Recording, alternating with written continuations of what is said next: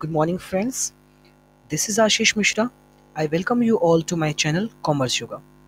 Students, last class में हम लोगों ने अमलगमेशन के बारे में पढ़ा था। इसके बारे में हमने क्या कहते हैं कुछ बेसिक्स सीखे थे अमलगमेशन के बारे में, और उसके बाद हम लोगों ने ये देखा था कि amalgamation in the nature of merger क्या होता है। हमने ये भी देखा था कि क्या 5 स्पेसिफिक कंडीशन होते हैं जिसको फुलफिल करने के बाद कोई भी amalgamation in the nature of merger हो जाता है। क्लियर है स्टूडेंट, राइट? जिन लोगों ने नहीं देखा वो वीडियो, प्लीज जाके वीडियो देख लो। मैं इसके डिस्क्रिप्शन में लिंक उसकी मैं दे दूंगा। ओके स्टूडेंट्स, चलो गाइस अब देखते हैं हम लोग। ठीक है, ये हम लोग देख लिया था इस वाले को। अब गाइस हम लोग देखते हैं amalgamation in the nature of merger.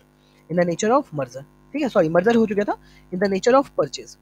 Dear students, अगर भी इन पांचों में से कोई एक भी कंडीशन फुलफिल नहीं होती है, कोई एक भी कंडीशन अगर फुलफिल नहीं होती, तो हम कह सकते हैं तो हमारा जो अमलगमेशन होगा वो किस में होगा?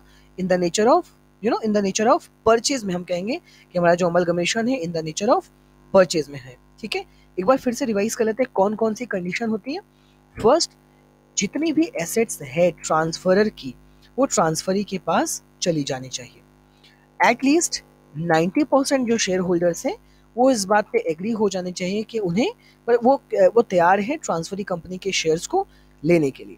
ठीक है, दूसरी बात कि जो शेयर, बात समझ में आ रही? दूसरी बात क्या कर रहा है कि जो भी एसेट्स या लाइबिलिटीज ली जाएंगी उसमें कोई बहुत ज़्यादा अमेंडमेंट्स न किया जाए, मतलब थोड़े मोड़े हल्के से चेंजेस किए जाए। और अगर चेंजेस करना है तभी होंगे जब जब मान लीजिए कि ट्रांसफर और ट्रांसफरी कंपनी के क्या कहते हैं रिकॉर्ड मेंटेन करने के, या कोई भी कोई भी उनकी अकाउंटिंग पॉलिसीज में अंतर है, तभी कोई चेंजेस किए जा सकते हैं। ये तीसरा कंडीशन क्या है? तीसरा कंडीशन कहता है कि जो ट्रांसफर कंपनी वो ट्रांसफरी ट्रांसफर कंपनी के बिजनेस को चलाएगी। क्लियर है? और फाइनली हम कह सकते हैं, फाइनल कंडीशन में कह सकते हैं कि जो भी मर्चर होगा, जो भी यहाँ पे एसेट्स एंड लायबिलिटीज होगा, सेम फिगर में दिखाए जाएंगे और हमारे शेयर होल्डर्स को शेयर में ही पेमेंट किया जाएगा। ऐसा नहीं कि शेयर होल्डर्स को आपने कैश पेमेंट कर दिया। तो ये 5 कंडीशन है। 5 में अगर पांचों फुलफिल है तो इन द नेचर ऑफ मर्जर, नहीं फुलफिल हुए तो इन द नेचर ऑफ परचेज होते हैं। क्लियर है? अब देखो अमलगमेशन के कुछ मेथड्स हम लोग यहाँ पे समझने का प्रयास करेंगे। फर्स्ट मेथड आपको दिख रहा होगा, pooling of interest method, right? Students, इसमें क्या करते हैं कि जितने भी, बहुत सिंपल मेथड है, जितने भी आपको लाइबिलिटीज दिखाई देंगे ट्रांसफर कंपनी में और जितने भी एसेट्स दिखाई देंगे ट्रांसफर कंपनी में, सभी एसेट्स और liabilities will become the part of you will become the part of balance sheet of transferee company। ठीक है, सेम अमाउंट में जो भी अमाउंट ट्रांसफरर कंपनी के, ट्रांसफर कंपनी समझ रहे हैं, ट्रांसफरर जो कंपनी लिक्विडेट होती है, तो ट्रांसफरर कंपनी के बैलेंस शीट में जो भी एसेट्स दिया है, सेम अमाउंट हम लोग एज इट इज एसेट्स को जो नई बैलेंस शीट बनाएंगे ट्रांसफरी कंपनी की, उसमें मेंशन कर देंगे। लेट बी सपोज अगर एसेट्स दिया है 5 लाख, तो वही 5 लाख के एसेट्स ट्रांसफरी कंपनी के बैलेंस शीट में दिखाई जाएगी आफ्टर अमलगमेशन। जनरल रिजर्व, जितने रिजर्व है वो सारे रिजर्व भी सेम ट्रांसफर कर दिया जाएगा। मतलब एज इट इज हमने क्या करना है, केवल बैलेंस को हमने कॉपी कर देना है। किसमें? पूलिंग ऑफ इंटरेस्ट में। बेसिकली जब मर्जर होता है, आप देखते हो जब दो कंपनी मर्ज हो जाती है और मर्ज होके एक नई कंपनी फॉर्म करती है, तो दोनों कंपनियों के जो बैलेंस होते हैं, जैसे मान लीजिए एक्स और वाई क्या हो रही है, लिक्विडेट हो रही है और उसको जेड को फॉर्म कर दें, तो एक्स की जो मान लीजिए जो एसेट्स है, फिक्स एसेट्स है 5 लाख, वाई की जो फिक्स एसेट्स है वो 10 लाख, टोटल मिला के 15 लाख कहाँ दिखा देंगे हम लोग? जेड कंपनी की बैलेंस शीट में दिखा देंगे। क्लियर है?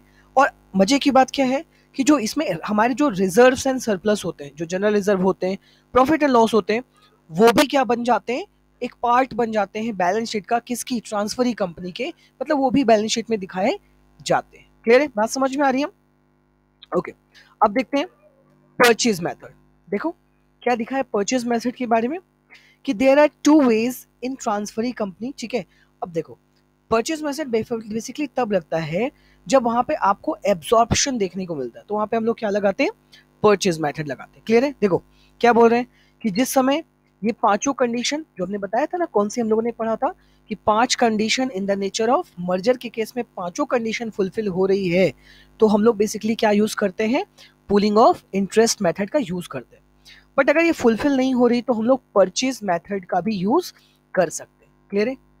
परचेज मेथड में दो तरीके हैं जिसके बेस्ड होकर कोई भी कंपनी या हम कह सकते हैं ट्रांसफरी कंपनी, ट्रांसफर कंपनी के एसेट्स को एक्वायर करती है। फर्स्ट, इधर bye incorporating assets eight their existing carrying amount, या तो क्या करेगी जो एग्जिस्टिंग अमाउंट दिया हुआ है ट्रांसफर कंपनी के बैलेंस शीट में उसी अमाउंट में ले लेगी, या फिर वो क्या करेगी फेयर वैल्यू कैलकुलेट करेगी और उस वैल्यू पर अमाउंट को लिया जाएगा। Is that clear? समझ में आ रहा है स्टूडेंट्स?